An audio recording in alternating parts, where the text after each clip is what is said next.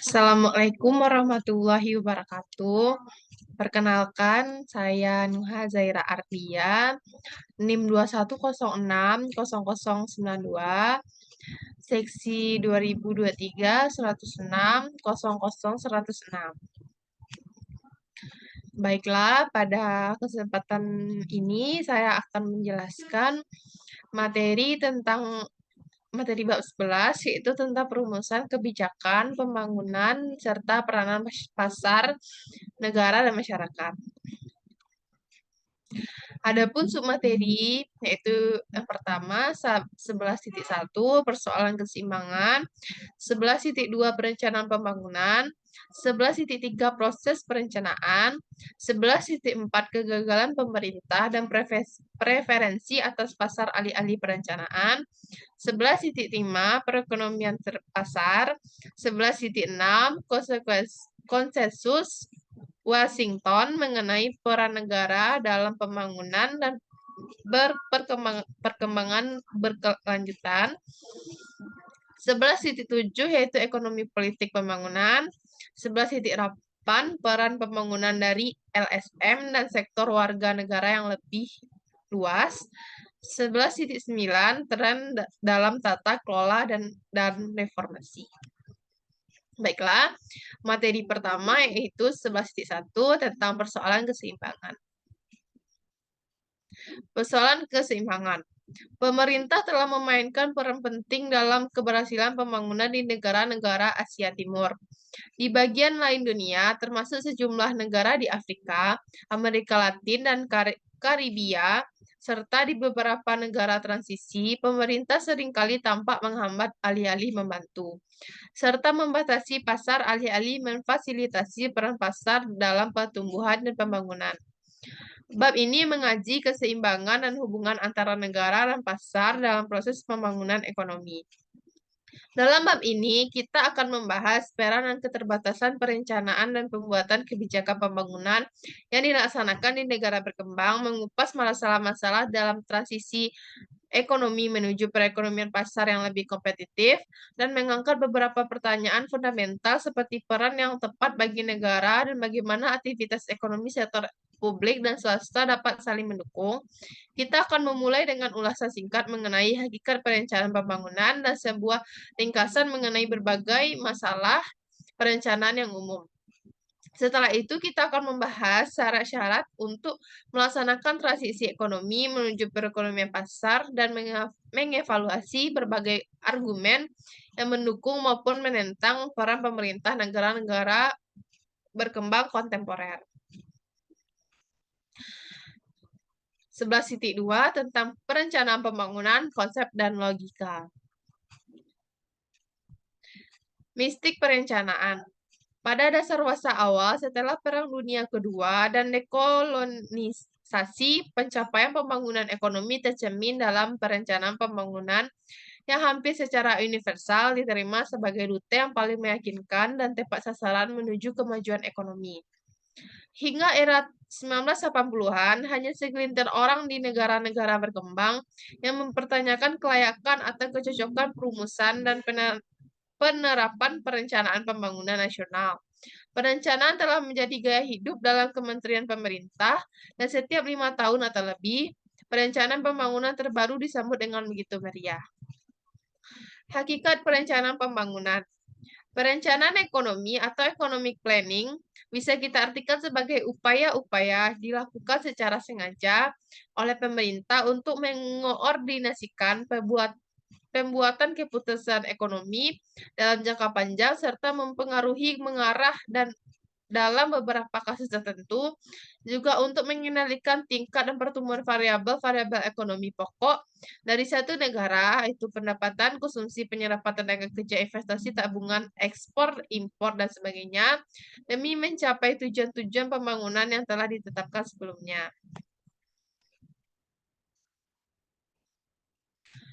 Perencanaan dalam negara berkembang dengan sistem perekonomian campuran. Sektor swasta di negara-negara negara berkembang biasanya meliputi 4 bentuk kepemilikan pribadi tradisional dan 1 bentuk lagi yang mulai mengemuka. Yang pertama itu ada sektor subsisten tradisional, terdiri dari usaha pertanian berskala kecil dan toko kerajinan tangan yang menjual sebagian produknya ke pasar lokal. Yang kedua, usaha komersial dan penyediaan jasa milik individu atau keluarga dalam sektor-sektor formal dan informal perkotaan. Yang ketiga, perusahaan komersial yang berukuran menengah dalam bidang pertanian, industri, perdagangan, dan pengangkutan yang dimiliki dan dioperasikan oleh wira swasta lokal. Yang keempat, perusahaan manufaktur besar, perusahaan tambang dan perkebunan besar yang dimiliki asing secara menyeluruh atau sebagian yang mengutamakan pasar luar negeri, namun terkadang dengan penjualan pasar lokal yang substansial. Modal perusahaan biasanya berasal dari luar negeri dan sebagian besar dari hasil modal ini mengalir ke luar negeri. 5. Perusahaan yang relatif besar dan jumlahnya terus bertambah per domestik. Dikelola dan dimiliki oleh pihak lokal dan seringkali ketat di bursa efek nasional di negara-negara seperti Brasil, Rusia, India, Cina, tetapi lebih sering terdapat di negara-negara berpendapatan menengah ketimbang berpendapatan rendah, dan jarang sekali di negara-negara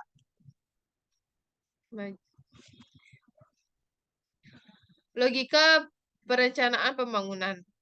1. Kegagalan pasar. Pasar di negara berkembang dihinggapi oleh berbagai ketidaksempurnaan struktur dan operasi. Pasar komoditas dan faktor produksi seringkali dikelola dengan buruk. Dan keberadaan harga yang terdistorsi seringkali berarti bahwa produsen dan konsumen merespon sinyal dan insentif ekonomi yang kurang mencerminkan biaya real bagi masyarakat atas berbagai barang, jasa, dan sumber daya. Oleh karena itu, diyakini bahwa pemerintah berperan penting dalam mengintegrasi pasar dan memodifikasi harga.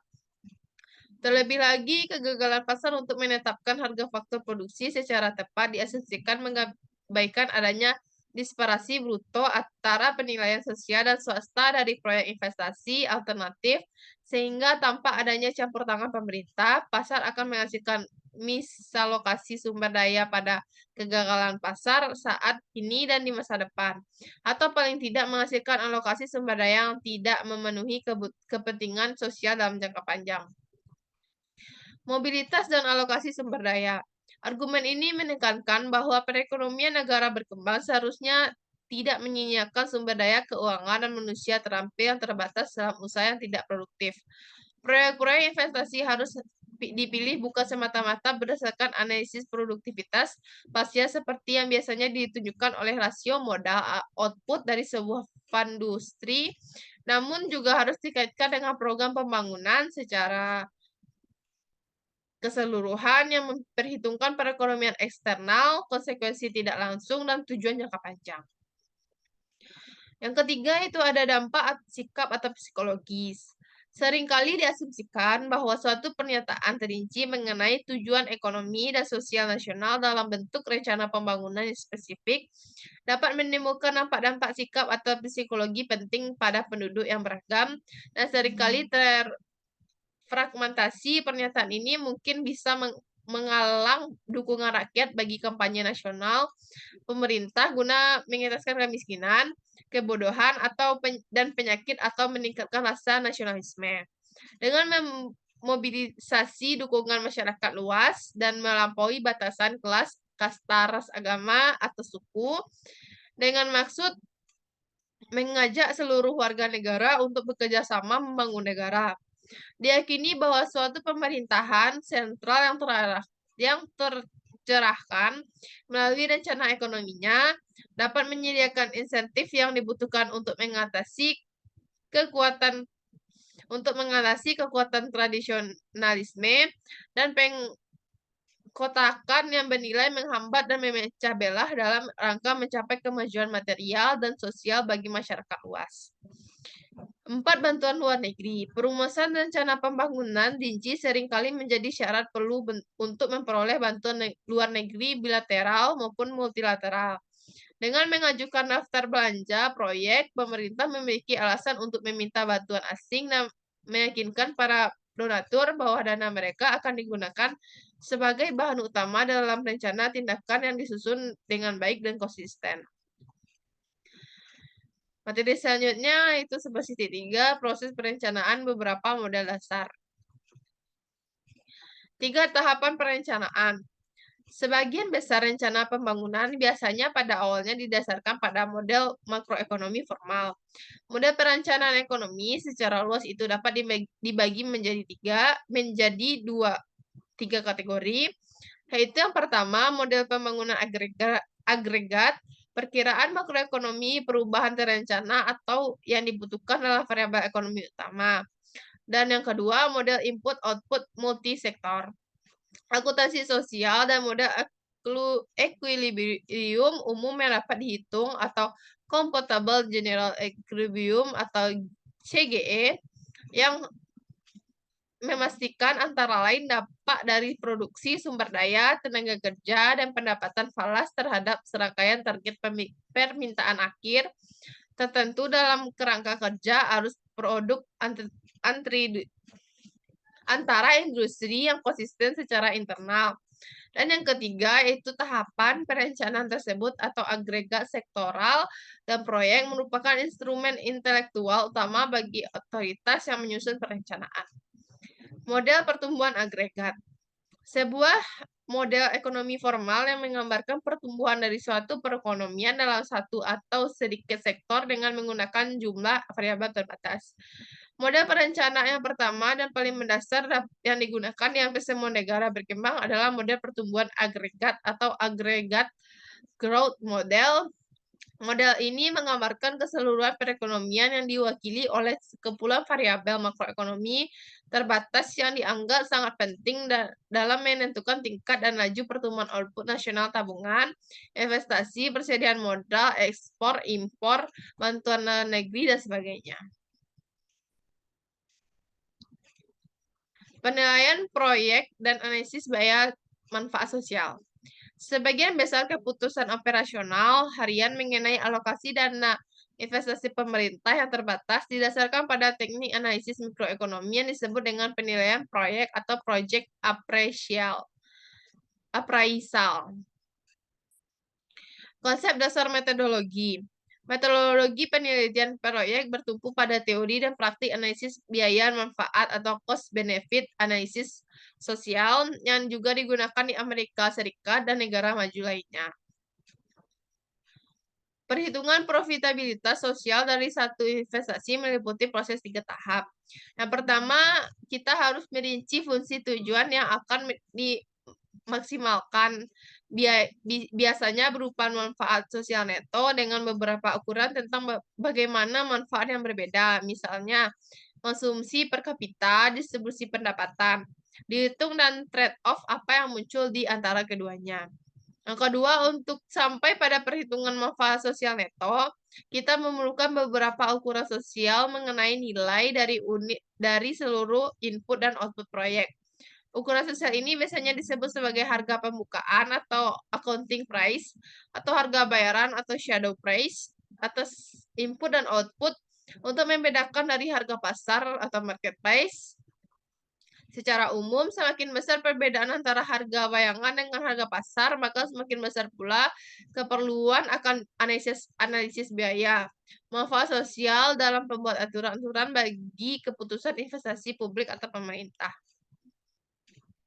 Yang ketiga, yang terakhir, kita memerlukan beberapa kinerja keputusan untuk mengurangi arus manfaat biaya sosial yang diproyeksi menjadi satu indeks yang nilainya dapat digunakan untuk menyetujui atau menolak suatu proyek atau memeringkatkannya terhadap proyek-proyek alternatif. Penetapan tujuan. Dengan adanya banyak kesulitan untuk mengaitkan nilai numerik atas hal-hal seperti kesatuan nasional, kemandirian bangsa, dan stabilitas sosial, modernisasi, dan kualitas hidup, Perencanaan ekonomi biasanya mengukur nilai sosial dari suatu proyek berdasarkan tingkat kontribusi terhadap aliran neto dari barang dan jasa masa depan dalam perekonomian, yakni berdasarkan dampaknya terhadap tingkat konsumsi masa depan. Perhitungan harga bayangan dan tingkat diskonto sosial. Inti dari analisis biaya manfaat sosial adalah perhitungan atau perkiraan harga yang digunakan dalam menentukan nilai manfaat yang sebenarnya dan juga besarnya biaya yang sebenarnya. Pemilihan proyek. Beberapa kriteria keputusan setelah menghitung harga-harga bayangan yang relevan, memproduksi aliran biaya dan manfaat yang diharapkan, dan menyelesaikan tingkat diskonto sosial yang tepat. Perencanaan tiba dalam proses memilih serangkaian proyek investasi alternatif yang dianggap paling memungkinkan. Dengan demikian, mereka perlu menggunakan sebuah kriteria keputusan untuk diikuti. Materi selanjutnya itu 11.4 kegagalan pemerintah dan preferensi atas pasar alih-alih perencanaan. Persoalan implementasi rencana dan kegagalan rencana. Kecacatan dalam rencana dan implementasinya, rencana pembangunan seringkali terlalu ambisius. Rencana itu berupaya mencapai terlalu banyak tujuan sekaligus tanpa mempertimbangkan bahwa beberapa tujuan itu saling bersaing atau bahkan bertentangan. Rencana pembangunan seringkali sangat besar dalam rencana, akan tetapi sama-sama dengan kebijakan spesifik untuk mencapai tujuan-tujuan yang ditetapkan. Data yang tidak memadai dan tidak dapat diandalkan. Nilai ekonomi dari suatu rencana pembangunan bergantung pada kualitas serta keandalan data statistik yang mendasarinya. Apabila data tersebut lemah, tidak dapat diandalkan atau bahkan tidak tersedia, seperti yang sering terjadi di banyak negara miskin, maka keakuratan dan konsistensi internal dari rancangan kuantitatif untuk perekonomian keseluruhan menjadi jauh menurun. Nah, ketika data yang tidak andal ini diperparah oleh kelangkaan ekonomi alias statistik dan persoalan perencanaan, usaha untuk meneruskan dan melaksanakan rencana pembangunan yang komprehensif dan rinci mungkin hanya akan menghasilkan kegagalan di semua tingkatan. Gangguan ekonomi eksternal dan internal tidak diantisipasi. Karena kebanyakan negara berkembang telah menganut perekonomian terbuka yang memiliki ketergantungan pada perdagangan, bantuan aliran modal panas, spekulasi luar negeri, dan investasi asing swasta akan sangat sulit bagi mereka untuk membuat perambalan jangka pendek, apalagi perencanaan jangka panjang. Kelemahan atau institusional dalam proses perencanaan di kebanyakan negara berkembang meliputi pemisahan badan-badan perencanaan dari mekanisme pembuatan keputusan harian pemerintah. Kurangnya intikat politik. Buruknya kinerja perencanaan dan lebarnya kesenjangan antara perumusan rencana dengan implementasinya juga menunjukkan kurangnya komitmen dan etikat politik atau political will dari para pemimpin dan pembuat keputusan tingkat tinggi di negara-negara berkembang. Materi selanjutnya itu 11.5 perekonomian pasar. Persyaratan sosial kultural dan pernyataan ekonomi. Nathan K. Fitz dan Robert Dohrmann mengidentifikasikan 14 persyaratan kelembagaan dan budaya agar pasar swasta berjalan efektif.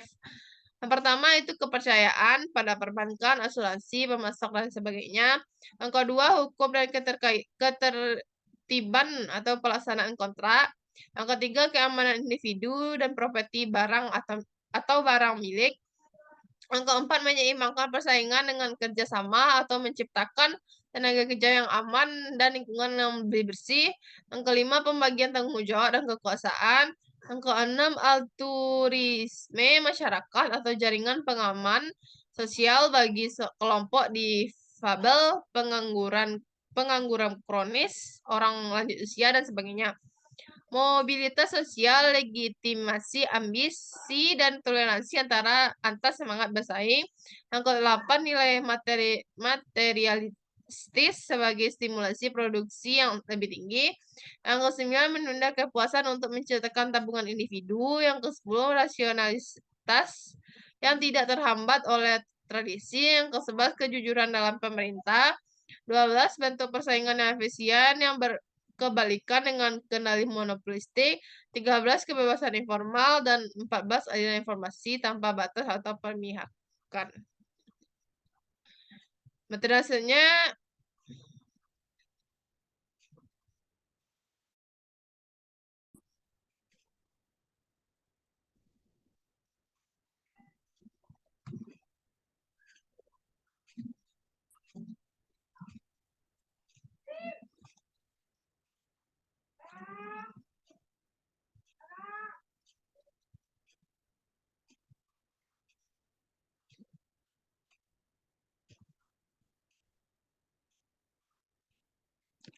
materi se- mm,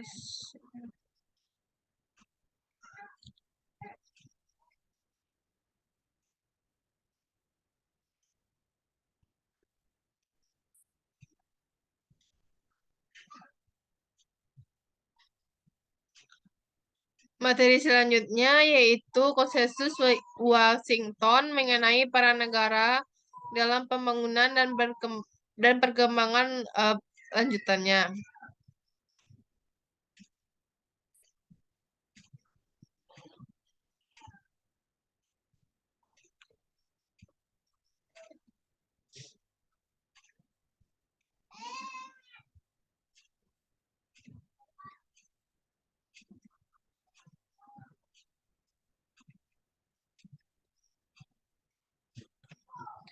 Menuju konsensus baru.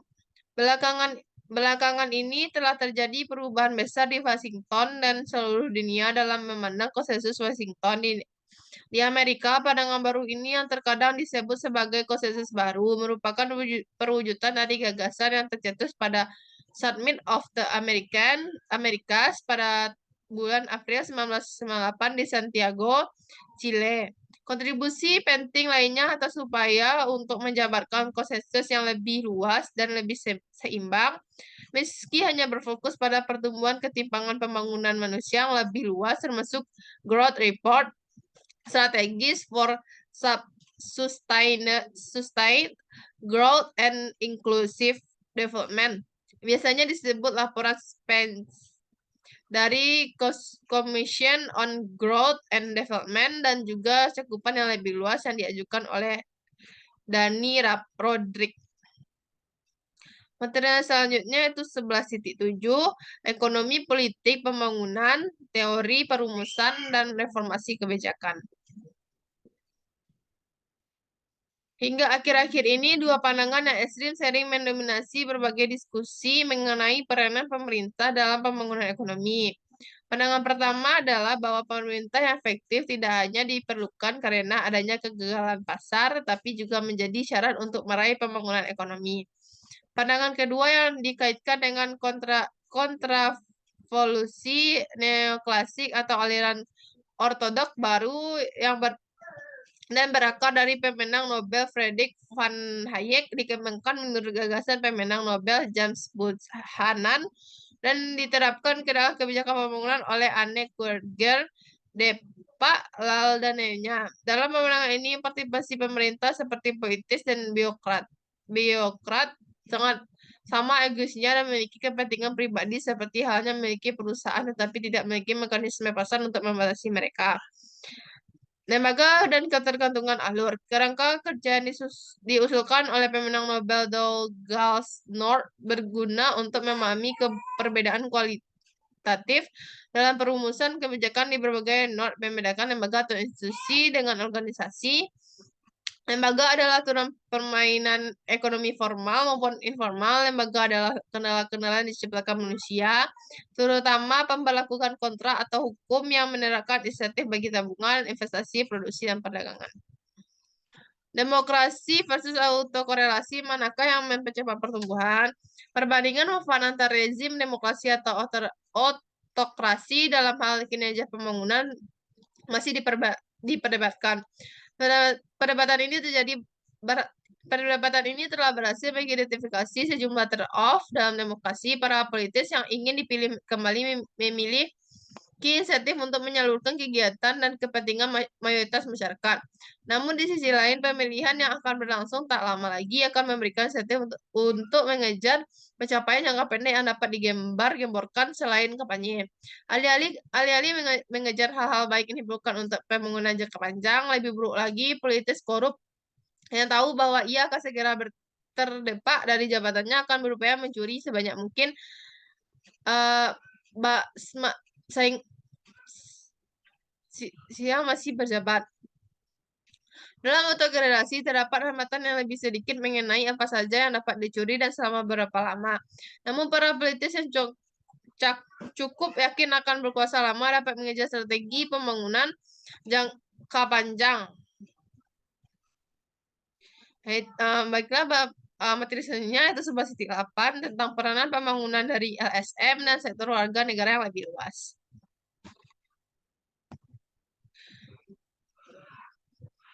Setidaknya ada 7 keunggulan kooperatif organisasional yang tumpah tindih dan saling memperkuat bagi LSM internasional ataupun nasional atau organisasi lokal seperti federasi organisasi yang berbasis komunitas.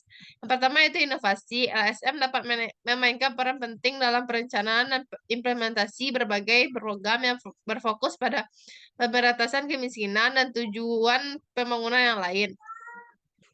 Sebagai contoh, LSM yang bekerja langsung dengan orang miskin dapat menyusun program yang baru dan lebih efektif yang menjangkau masyarakat miskin dan ditunjang oleh hubungan kerja yang erat ini.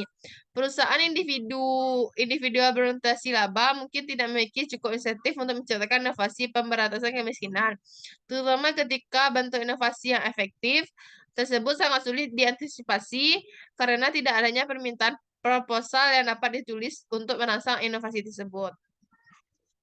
Yang kedua, fleksibilitas program, yaitu sebuah SM dapat menangani masalah pembangunan yang dipandang penting oleh masyarakat, tepatnya bekerja. Pada prinsipnya, sebuah SM tidak dihambat oleh batasan kebijakan publik atau agenda lain seperti prioritas bantuan luar negeri dari negara donor atau oleh program pemerintah lokal atau nasional. Yang ketiga itu pengetahuan teknik khusus. LSM nasional dan internasional dapat menjadi gudang keahlian teknis dan pengetahuan khusus yang lebih besar daripada pemerintah lokal. Khususnya LSM internasional dapat menarik pengalaman banyak negara yang mungkin dapat menawarkan berbagai kemungkinan model pengentasan kemiskinan pada suatu negara dan juga solusinya. Yang keempat yaitu ada barang publik lokal yang ditargetkan. Barang dan jasa yang bersaing tidak dapat dikecualikan, termasuk yang ditargetkan pada penduduk yang dikucilkan secara sosial. Mungkin paling baik jika dirancang dan disediakan oleh LSM yang mengetahui dan bekerja bersama dan kelompok-kelompok. Contohnya dapat meliputi fasilitas kesehatan publik lokal, pendidikan nasional, penyediaan fasilitas telekomunikasi, dan komputer khusus di desa. Yang kelima itu ada perancangan dan implementasi. Yang kelima itu ada perancangan dan implementasi manajemen sumber daya milik bersama. LSM termasuk Federasi OBK lokal dapat memainkan peran penting dalam manajemen barang milik bersama dan penyediaan barang publik lokal yang diterbitkan. Yang keenam itu kepercayaan dan kredibilitas. Dalam praktiknya, LSM mempunyai keunggulan lain dibandingkan pemerintah dalam memperoleh kepercayaan dan memberikan pelayanan yang efektif kepada kelompok dengan kebutuhan khusus, terutama mereka yang berada dalam kemiskinan ekstrim. Yang ketujuh ada representasi dan advokasi. LSM dapat mempunyai keunggulan dalam memahami kebutuhan kaum miskin yang sering dikucilkan dari proses politik dan bahkan dari pertimbangan masyarakat lokal. LSM dapat memainkan peran dalam menampung preferensi dan oleh karenanya dapat mempresentasikan kebutuhan komunitas lokal.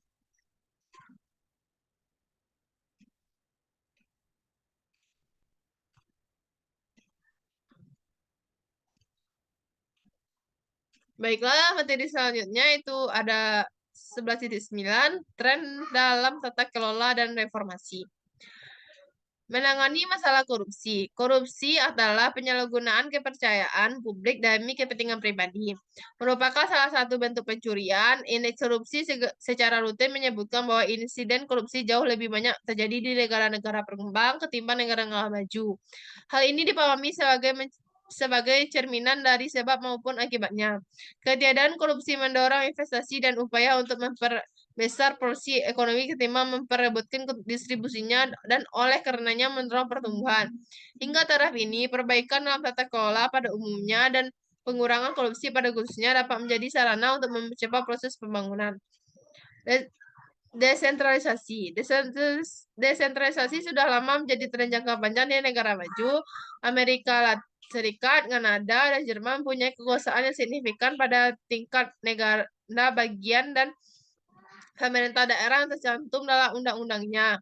Uni Eropa secara resmi telah dan sedang melaksanakan prinsip subsidiaritas yang berarti bahwa keputusan dibuat sebagai besar pada tingkatan lokal. Jika memungkinkan, Britania Jaya telah mendesentralisasikan otoritasnya kepada Skotlandia dan Wales dan juga kepada otoritas lokal di Inggris. Partisipasi pembangunan. Jika tujuan pertumbuhan ekonomi adalah pembangunan manusia, maka tanpa partisipasi kita mungkin akan mencapai pembangunan ekonomi tanpa pembangunan. Dan memang partisipasi sumbangan pendapatan dalam kebijakan pembangunan oleh para pihak yang paling terpengaruh oleh kebijakan tersebut itu sendiri merupakan tujuan akhir pembangunan. Partisipasi juga merupakan suatu cara untuk meningkatkan kapabilitas manusia dan menjadi tujuan lain pembangunan. Lebih jauh, pertumbuhan ekonomi banyak terbantu oleh pembangunan manusia dan tidak mungkin berkelanjutan tanpanya. Partisipasi pembangunan terbukti membuat proyek-proyek berjalan dengan lebih baik, dengan partisipasi yang murni dan penuh oleh para penerima manfaat atas penentuan pilihan proyek dan bagaimana bantuan pembangunan digunakan secara umum. Kita dapat berharap menyaksikan korupsi yang lebih rendah dan hasil pembangunan yang lebih besar per dolar bantuan yang dihabiskan. Baiklah, sekian materi dari saya. Mohon maaf jika ada kesalahan dan kekurangan. Saya ucapkan terima kasih. Assalamualaikum warahmatullahi wabarakatuh.